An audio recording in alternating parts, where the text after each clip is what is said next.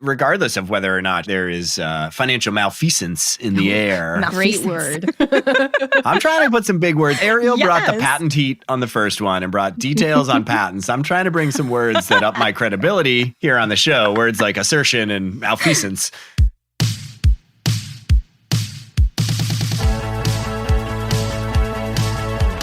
Hey everyone, and welcome to Another Bite, where we rewatch some of the most innovative and intriguing pitches from Shark Tank.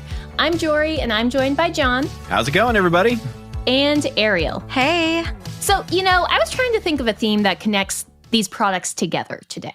And I was a little stumped because at first they feel really random, but then I had an aha moment. We have a solid, we have a liquid, and we have an app that is in the cloud, which is sort of like gas, so it counts. So today's theme is States of Matter, Shark Tank edition. Oh my gosh, I love this. I'm glad you love it because I was like, this is probably the last time they're going to let me write this intro. So while I deal with that mentally, here's a pre-prepared ad roll. You know it, we know it. Next year is creeping up quick. If you want to win inside your niche in 2024, you need tech that puts you in the pilot seat. The new HubSpot Sales Hub will help you close out the year strong and kickstart your success in 2024. Teams can collaborate on every inch of the customer journey and keep operations running smoothly with comprehensive prospecting workspace and powerful sales analytics tools that keep data connected across teams. And with over 1,400 integrations, there's a ton of ways to mix in new features. So finish out Q4 strong and gear up for the new year with HubSpot Sales Hub. Learn more at hubspot.com/sales. First in the tank, we have Bubba Q's deboned baby back rib steak. And this comes to us from Al Bubba Baker, and I will be calling him Bubba moving forward, who is a former NFL player turned barbecue connoisseur. And he comes to the Sharks asking for $300,000 for 15% in his business, which is a $2 million valuation. So the problem that Bubba's trying to solve here is that, ribs can be really messy to eat. So enter Bubba Q's, which is a fall off the bone tenders that use like a particular technique. We sort of get into it, but not really because it's proprietary, that debones the meat while leaving the chunk intact, which is great. And it's microwave ready in 2 minutes. So thinking about our founder and our pitch and our product, initial thoughts? There was something very unnatural about Bubba Q's. Okay. I look at my notes. I kept writing the word unnatural. Deboned ribs, unnatural. 2 minutes in the microwave to cook them, unnatural. That is weird. A patented bone removal system? That is unnatural. There's some unnatural things happening with Bubba Q's deboned ribs. That's all I'm going to start with. Do you like boneless wings or chicken nuggets or any other meat that does not have the bones in them? And is it different than having ribs that don't have the bone? I believe so. I think, listen, chicken fingers is a boneless wing. It's not like when you order a boneless chicken wing, they've just pulled the bone out of a chicken wing. True, it's a chicken nugget. I mean? It's a chicken nugget. And I love chicken nuggets. Who doesn't like a chicken nugget? This is like, they literally somehow unnaturally rip the bones from the rib meat and then get the rib meat to stay together. So it's not, that's something that feels off to me. Like I'd be alarmed if I picked up a chicken wing that was like an actual chicken wing and it had no bone in it and it just like flopped down. Like that would be upsetting. And it retained the shape. So mind you, this is ribs without the actual ribs in it, but maintaining the shape somehow by magical disappearing bone procedures. Through unnatural means, Jorie. This is what I'm saying. I didn't have much confidence when he's like, this is a proprietary secret. I'm like, is it safe? Are you using a chemical to get the bones out and dissolve them? Like, I'm actually really intrigued by the process and understanding more there, which I wish they kind of went into. You know where my head went when I started thinking about what his proprietary bone removal technique could be? It went to like cartoons when a magician would rip the tablecloth out and none of the things on the table would move. Like that's what I'm envisioning. I think he just pulls the bones really fast and they just come out. That's what I'm assuming happens.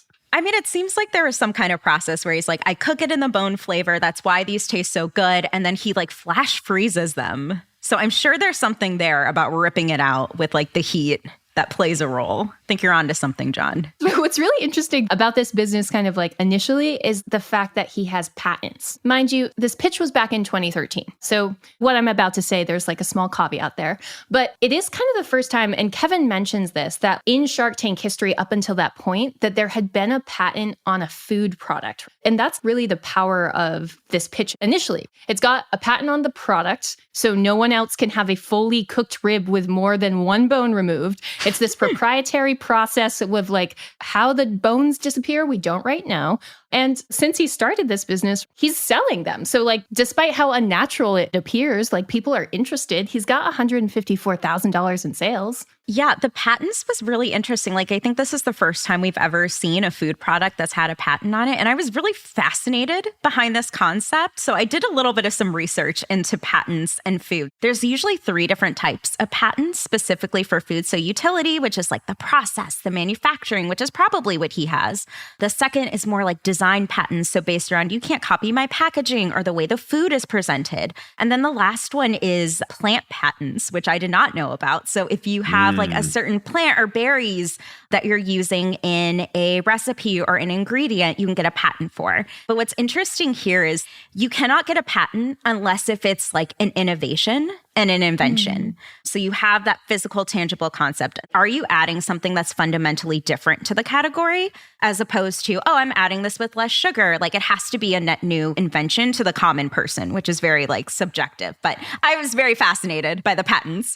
But thinking about this as a business, like I understood that there were like some initial sales, and definitely our founder's been in the barbecue industry. I think he mentioned like 19 years.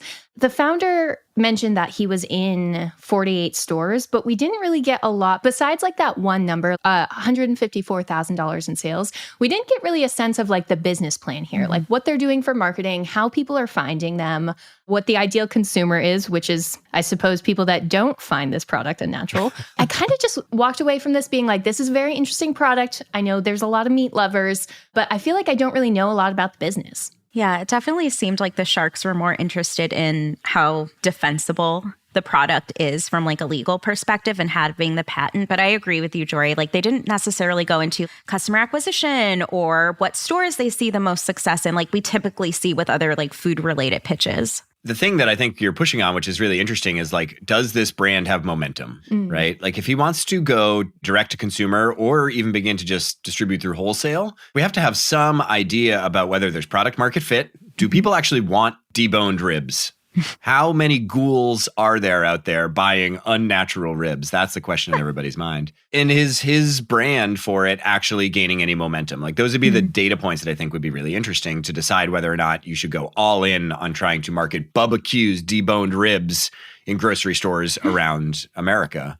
It seemed like he had like $154,000 in sales for a year. So it seems like maybe he doesn't quite have product market fit. It would have been stronger if he came and said, this is my barbecue store. Here is how many people come to my barbecue store. Here's the number of star rating I have. Here's how I've grown in the community and my word of mouth has grown over these years.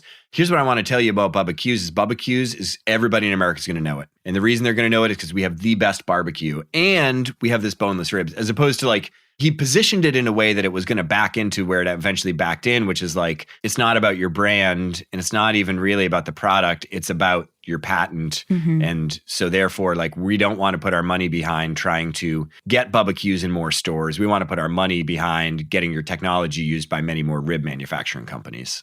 Jon, I will say I would try this. Would you? This is someone who does not like bones and has the palate of like a 7-year-old when it comes to food at times. I would definitely try this once. The microwave part kind of freaks me out. I'm not going to lie. How would you even go about marketing meat? Like, what does this even look like as a marketing play? You can lean into that homemade. That's like the angle that he was leaning into, more of like Bubba's Q. This may be further on down the line, but if we're talking about weird, unnatural things and boneless ribs, we should also think about an option for like vegan ribs as well that could be heated up really quickly. So I think there's a few different angles they could take this. It really does depend on the product. There needs to be a little bit of some refinement to the name. I think Bubba Q's is like totally perfect for a restaurant. But when you're going into the store, you're not going to say, hey, honey, when you're going out, can you get me the Bubba Q's? You're going to say, get me the boneless steak. So I do think there's an opportunity there from a name perspective. Yeah, there's two ways to market this. You can either market it as Bubba Q's is the best barbecue brand in the world, in which case you would go all in on trying to build a brand around Bubba Q's, and you probably turn him into some sort of animated character, and you'd go all in on personality around the brand and stuff. Or you go the functional route, which is like deboned ribs, and you lean super heavily into the idea that I want to convince everybody that's thinking about buying ribs this summer to actually buy deboned ribs. If I were him, I probably would go the functional route. I think it's probably pretty darn expensive to actually get a new, like, known brand name at a supermarket out there. You'd need a lot of money, probably a lot more investment. And that's, by the way, why these, really large conglomerate companies tend to be the companies that roll up these brands, because they can invest over long-term horizons to actually build that brand and see the return on it.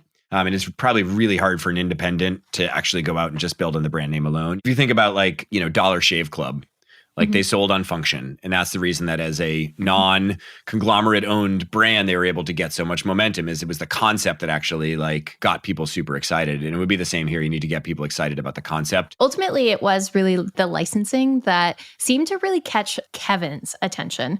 I almost think it was both an insult and a compliment, how Kevin really locked on to this idea of look, you can license this patent to major manufacturing, I guess, meat packing companies.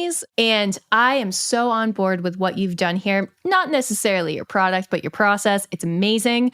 I want 49% of your company. On one end, I was like, well, that clearly means he wants a big piece of the pie, right? He thinks he can make a lot of money on this. Otherwise, he wouldn't be wanting so much of it, I guess. But then at the same time, I was just half the company. I know it's just a percentage off, but 49%, Kevin, come on. It was a greedy offer. Yeah. I think this is an instance where he was overvaluing his network and connections. And that's why I'm glad that Damon came in at 30%, which is much more feasible. I think, it's a bit of a greedy offer, but he's only got $154,000 in revenue. And so I think the Sharks a little bit were listen, we're going to have to get a bigger slice of the pie here if we're going to actually invest in you. And you saw that even with Damon's follow-up offer. The licensing deal to me does make a ton of sense because they've got distribution already. In theory, they've already got shelf space. They're going to be able to take this, they're not going to have to build out the whole supply chain for everything. I think it's going to be a lot of capital for him to actually build and scale. And so the licensing concept is probably the way to go if you want a faster cash return. That is sometimes my favorite part of Shark Tank is when other sharks kind of jump in and give their moderately solicited advice. Because Rob was like, you know what?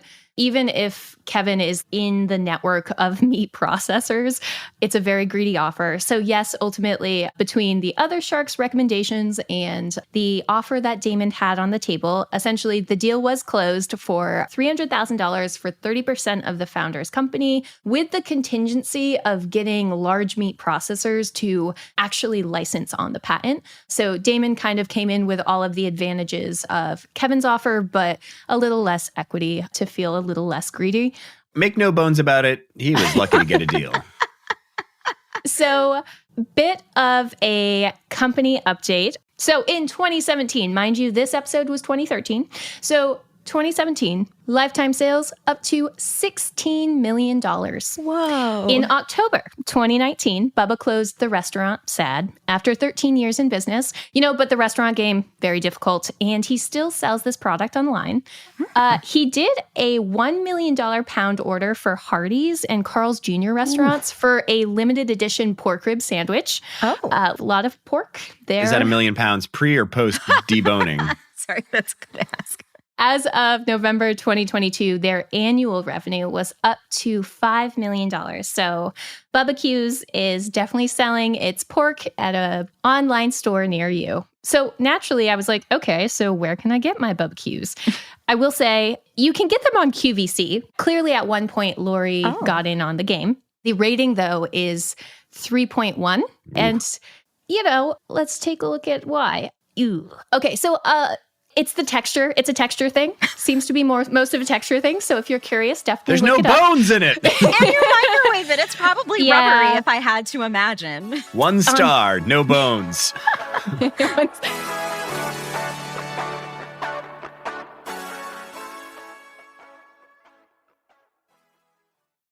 All right. Keeping on the food theme for a moment, next in the tank, we have a product that boasts itself as a healthier option for kids. This product, which is called KidsLuv, comes to us from founder Ashi. And Ashi's asking for $200,000 for a 8% stake in her company. And that is a $2.5 million valuation. So the problem that Ashi's trying to solve is that it's hard to ensure that your kids are eating well these days. There's sugar absolutely everywhere, especially in juice. So say you give your kid a glass of juice a day, by the end of the year, you'd be essentially feeding them upwards of 20 pounds of cane sugar, which, we get this wonderful demonstration where she proceeds to dump 20 pounds of sugar on her kid Phoenix, but, child labor aside, we see visually what that means. And that gives us the introduction to this product, KidsLuv, which is a vitamin-infused kids juice drink with no cane sugar and certified with 12 vegan vitamins, which comes to us also with the flavors of mango and coconut, flavors after my own heart. We get a little bit of back and forth. There's at first a trade secret sweetener, which turns out to just be stevia. So thinking about our founder, thinking about our product, initial thoughts? Can I just say, I love episodes where we get to learn more about our hosts here on the podcast. And for instance, today, I've learned a lot about Ariel just by her facial expressions reacting to the word stevia and Bubba Q's boneless ribs. Her face lit up for Bubba Q's boneless ribs, but she stuck out her tongue at stevia. Now, you should play poker with me sometime. I'm the absolute worst. My face shows everything. Gets you away. So I thought she started off pretty staple of talking about the product, the value it can add, the problem. I really like that she did the demonstration. But honestly, when they started getting into the ingredients and the stevia part, I think that's where it started to derail and kind of go downhill from there. What's wrong with stevia? Oh, the taste. It tastes like chalk. You just don't like it. This is for kids. If I don't like it, kids want to have something sweet and moms want it to be healthy. But when she specifically said that feedback point of, the kids don't even notice the aftertaste, I don't believe that. Anyone who has been around kids knows that they will be the first to tell you if something tastes slightly off, even if it's the same thing you make for them. If you change one little ingredient, kids can pick up on that. So I wasn't entirely sold. And there's no second chance. It's a one and done with kids. It's they taste a teeny bit of it and then they're just nope, that's gross. Yeah, and I hate that forever. I will never eat it again. I don't like stevia. I did keto for a while where I'd use that as a replacement for a lot of sugar. So for chia pudding and stuff, and just it has that very distinct aftertaste that I'm just not a fan of. I think Mark and Barbara were 100% on your side because they zoomed into their faces when they were sipping the samples and they both were like, So I feel like stevia is one of those that divides people, but you're either fine with it or you're absolutely not. I can taste it immediately, get it out of my food. Jorie, that brings up a good point because she does talk about this proprietary sweetener that includes the stevia. But I was also curious too, is the extra ingredients that she's adding actually natural and organic, or is it just more artificial stuff? There's a lot we don't know about the product, but I think one thing that we do know is that there is a large market for more healthy kids' food and drink. I think most parents aspire to feed their kids healthy things. I think most parents think, how do I avoid getting my kid totally hooked on sweets and sugar? And so I think she's on to something here, assuming that it tastes good. And then it just becomes a question of whether you would invest in this business or not. It didn't unravel for me at the stevia. It unraveled for me when I found out that she'd spent $1 million developing the product and needed money just to even begin to distribute it. Yes, let's talk about that because I started doing the math behind this and I'm the math's not mathing up. So 1 year in stores, she had about a $200K delta. She raised $1 million with her friends and family and now just has $50K left. So where did that $1 million go?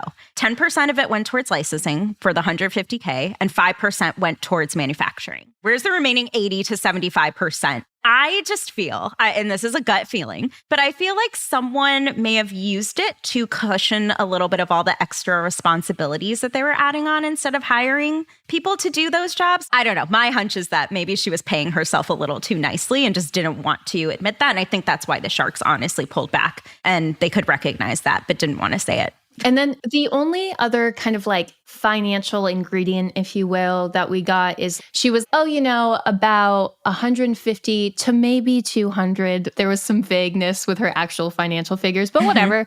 It went to the formulator to develop the initial flavors. And then there seems to be a focus on these ingredients being vegan.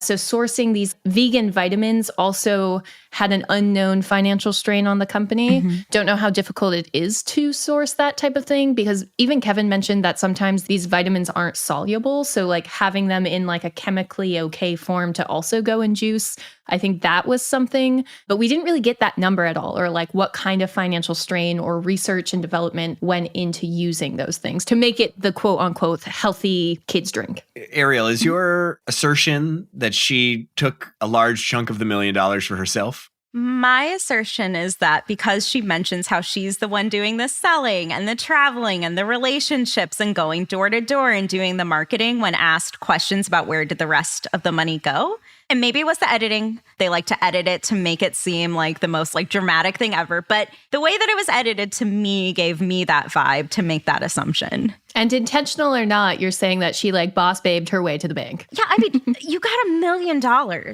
from family and friends, and you only have $55K in sales. Yeah. And we didn't discuss what your margins are. Where can you bring costs down? Is that like the main inhibitor or problem to your business?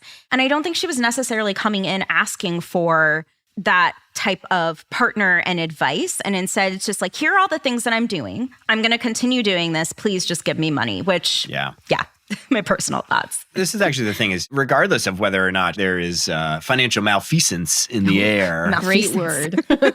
I'm trying to put some big words. Ariel brought the patent heat on the first one and brought details on patents. I'm trying to bring some words that up my credibility here on the show, words like assertion and malfeasance.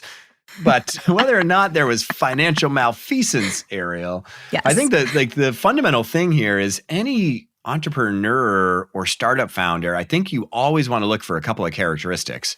One is you want to see that they are absolutely passionate about finding product market fit. Another is you do want somebody who manages their money effectively, especially if you're going to invest in them. You want to see somebody that can run a business long term and responsibly and be a good fiduciary and all that.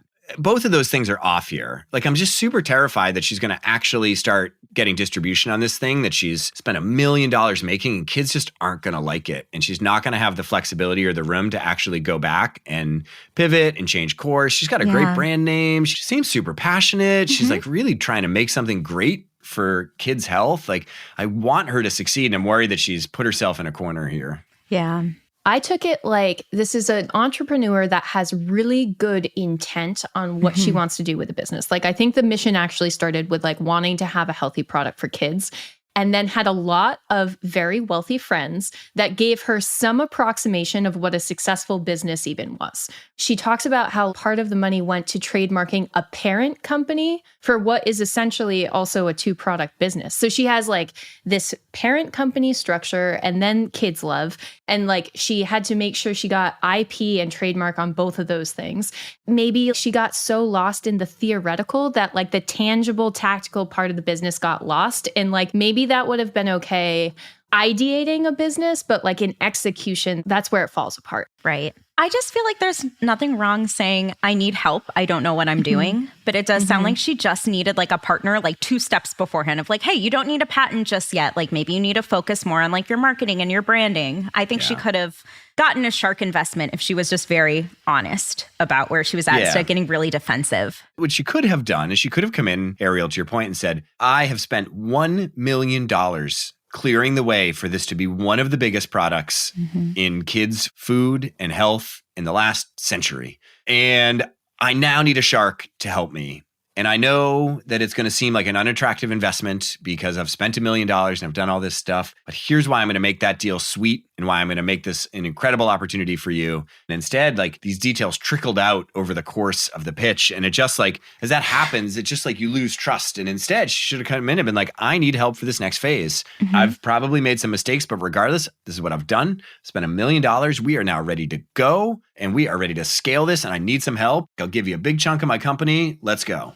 Yeah, I agree with Jon's way that he summed it up really nicely. I think, be confident in your mistakes and be forthcoming and upright with that. Building the trust with the investors is another part of the pitch that we don't really talk about, but you also are selling in like, this is why you need to believe in me and this is why you should trust me with your money. Add it to the list of things for a founder. That's a great ad, Ariel, which is like, number 1, you want somebody who's obsessed about product market fit. Number 2, you want someone who can be scrappy financially. And number 3, you want someone that you personally trust. that pitch, it just was sad because I watched the trust erode over the course of the pitch. And as it eroded too far down, I was like, oh, she can't recover from this. Ultimately, the sharks were not picking up what she was selling. So actually, this is one of the cases where no deals were made. So I actually have to ask, do you think this is still a product? This one's tough because I feel like she would have just gone back to her family and friends to re-pivot the product. I know. I have the wrong friends. Like, I need some business plans. I need to make friends with more venture capitalists and investors. When was this pitch? So this pitch was back in 2020. March 13th. Oh, the week before. The day that COVID struck. That's the day I moved home. I didn't go to a grocery store for 3 years. That's definitely out of business. So as of 2023, this company was boasting, it's in over 2,000 stores nationwide. And at first I was like, this is awesome. It still exists. It's got a 4-star rating across these platforms. It's doing good. It even had just announced that it had this new berry flavor. Like, I know that was something in the pitch where they were like, we want to develop more flavors and continue to level in. And maybe it's more of my conspiracy theorist mind, but that's actually where this started to fall apart. Because interestingly enough, this product is sold out everywhere. Like everywhere online that remotely references this product, you can't find it. It's not available. Which on one side, you could be like, oh, that's super successful. But it seems like it's been sold out for a while. So I did some more digging. Ooh. And every single social media channel that this company has had has been dark for 6 months. So we're talking LinkedIn, Instagram, everything. Apparently, the company is still boasting a $5 million annual revenue, which is great. But there's something going on here with KidsLuv. And I can't put my finger on it, but malfeasance. Malfeasance. That's what it is. That's a main takeaway. So it's still a company, but it seems like it's either very popular or there's a supply chain issue. It's very difficult to get a hold of your KidsLuv drink at a Target near you. So I don't know what to tell you. It is and it isn't.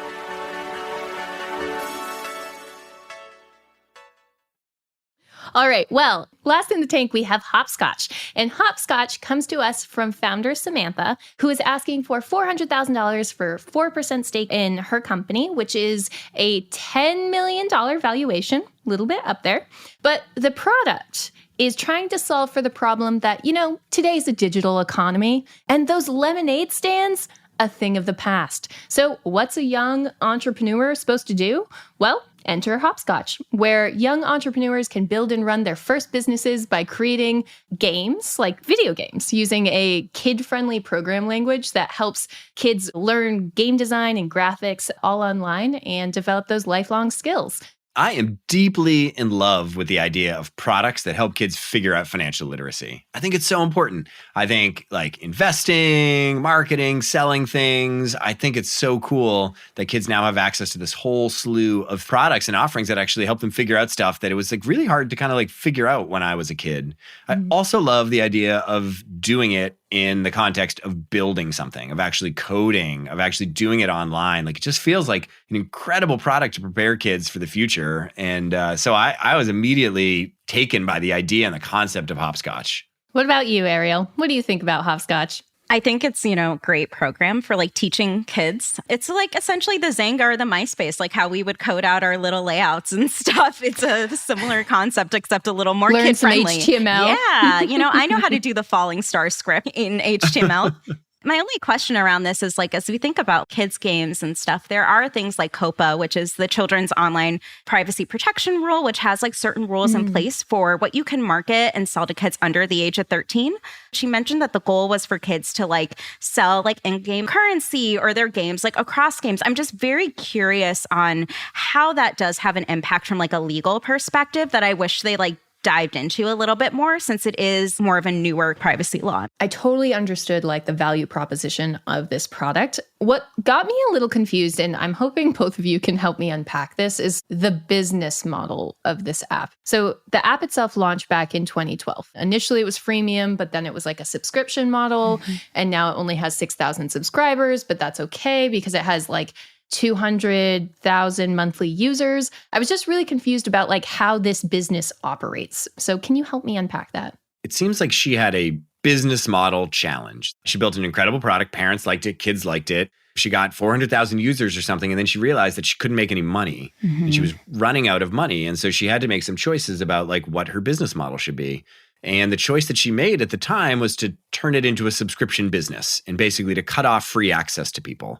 And based on that, she ended up with 5,000 paid subscribers, and she halved her monthly active users or whatever from 400,000 down to 200,000, which is super painful. And it seems like she was coming to the sharks basically saying, I need more money. And I'm on the cusp of kind of reinventing my business model again because this pivot to subscription is not working. I think if you look at the most successful games for kids that have monetized, I mean, Roblox is probably the like best example. They do a combination of things. They're exceptional at in-app purchases, right? They do have some subscription options. Like you can definitely buy premium Roblox subscription. And like, I bet some people would buy premium Hopscotch subscriptions too. The in-game purchases, premium membership subscriptions, those things together could probably work to maybe more effectively monetize the freemium base. So if you're going to change up your business model after being in business for several years, what should you consider before doing that? The idea of any freemium business model is that you're going to be able to monetize a certain percentage of the people that you get using your platform. Every user you acquire is expensive. And so like you have to have the highest monetization rate possible. And so for her, like I think her number one consideration should have been, how do I keep as many of these people active as possible? She probably should have thought a little bit more about monetization at the start too, so that it was just kind of built into it. And honestly, like despite the business model changes, she's still making $35,000 a month. That seems to be why she's coming to the Shark Tank, right? Because it's like now it's an issue of like they're not making money, but they're not losing money. And they want to scale to a point where they are actively like making money and not just like breaking even. But it was interesting because it seems like the ideal shark was the shark that had heard of this before. Mark was such a big fan because he had used it with his kids before. It was unclear to me if she knew that he was a user of the product or not. She was like, oh, you have used it? Like, so either that was like brilliantly unclear. acted or like she didn't know. Yeah. It was unclear. Again, this was a situation where I feel like the founder came in knowing how much she didn't want to give away. So we saw a bit of back and forth with her and Mark. A deal was made for $550,000 for 11% with Mark. Ultimately, I felt like Mark was able to cut her some slack because he's like, you know what? I really believe in this product. You're doing amazing things, and I can help you scale and be successful in the way that you want to. I think she was in a really tough spot. I hope for her that getting Mark as a partner was the partner she needed. I'm glad she got the deal with him. I hope in the end it got her what she needed beyond just capital, because I think she actually probably needed some strategic partnership as well beyond just money. The Sharks invest in products that are cash flow businesses, and almost no tech companies are cash flow businesses like that. Most of them have to invest way ahead of revenue for longer payback on future revenue streams. And that's why they call it venture capital, because it's like a venture and the hit rate on it is like 1 out of 10 actually ever hit. So it's never great when a tech company comes to Shark Tank for an investment. You're right. Her back was kind of against the wall. We're all cheering for her. Like, I mean, who doesn't want a company like this to succeed? Absolutely. What ended up happening, Jorie? Yeah. Company update. So it's very much still a business. Currently, they have over 26 million downloads. 38 million games have been made by kids lifetime with this app, which is just astronomical when you think about it. But their annual revenue is up to $5 million a year, which, calculating it moderately out, like is definitely more revenue than they came in with. So there has been some success. And yes, I did look it up for reviews because all these sharks were playing these games and they were like, it's super fun. And like, yes, I had to see like, is this something I want to look at? Because I'm also a baby coder, but not literally baby, but more coder. And it's got a 4.5 on the App Store. Kids love it. So A+. We've got one bite to give. And we've got 3 very different products. We've got meat, juice, and a fun coding app. Who wins today's episode? This one's tough for me. I'm going code. Juice, meat, or bits? I'm doing bits. Or bites. I get it because it's like Bites, yes. I know, I'm doing bites. Another BYTE, guys. Yeah. I think the Hopscotch business adds good to the world. It's incredible. I really hope that she found her way through the business model challenges, because there's nothing worse than like actually being successful, getting 500,000 kids actually like on your platform and then being like, I can't monetize this. So I hope she found her path to really great monetization and that she personally as an entrepreneur has seen success because of that. I will go with Hopscotch as well. I do feel like for the reasons that Jon mentioned, she deserves to get the bite. I feel like she was very much like passionate about what she was doing. She's a great investment entrepreneur-wise. Yeah. Hopscotch it is. What about you, Jorie? I'm going to say Bubba Q's because I thought it inspired interesting marketing conversation around mystery meat, which is not something we talk about all that much. So Bubba Q's just in terms of like ingenuity of removing bones, where are the bones? And I really just like the founder. Yeah. You know, anytime we get a good story about someone that's really passionate about what they're doing, like I was totally bought into the fact that he loved barbecue. And like you do not have a barbecue restaurant. Yeah. She was like the driving force for why he wasn't quitting this difficult industry. So Bubba won me over. So I will say Bubba Q's. Make no bones about it. Jorie made her choice. Oh my gosh.